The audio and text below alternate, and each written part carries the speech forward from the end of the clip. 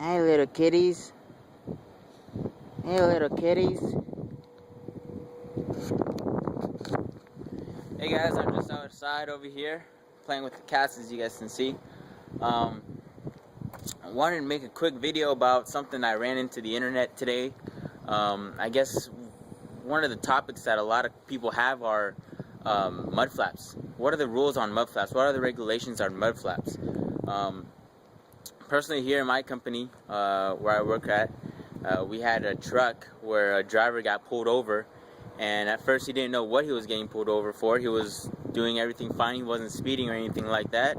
And when the driver went to ask the officer what he was being pulled over for, the officer said, "Your mud flap." So again, what are the regulations on the mud flaps?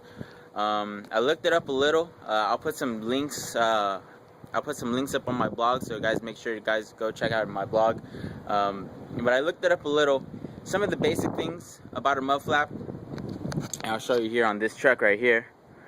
One of the basic things is, of course, your mud flap cannot be touching the ground as this one is, but if this one's an exception because the airbags are down.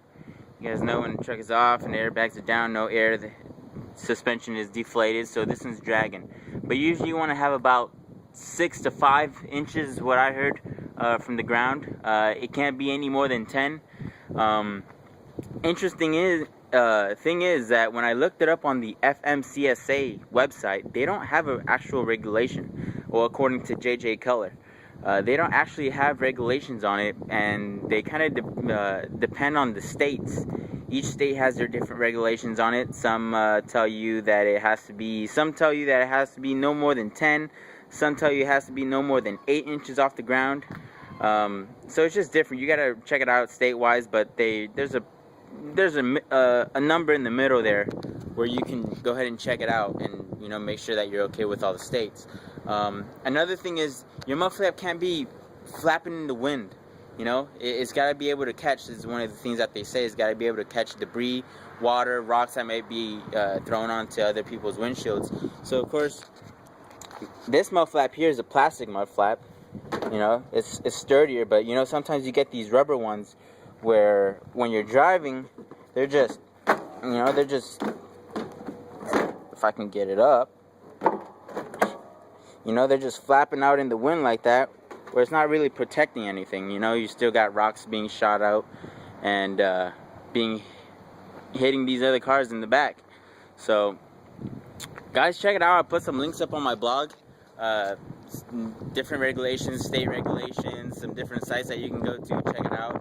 Do a little bit of homework on this here so you guys can check it out and make sure that you are staying legal while out there. By the way, the reason that my driver got pulled over for the mud flap was because it was just flapping in the wind. You can get those metal bars.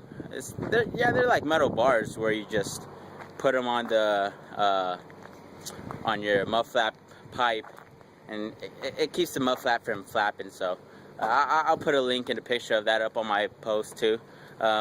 So that's what I wanted to make a quick video of right now. I know that's a big question a lot of people have about the mud flaps. Sometimes they get pulled over, and what are the mud flap regulations?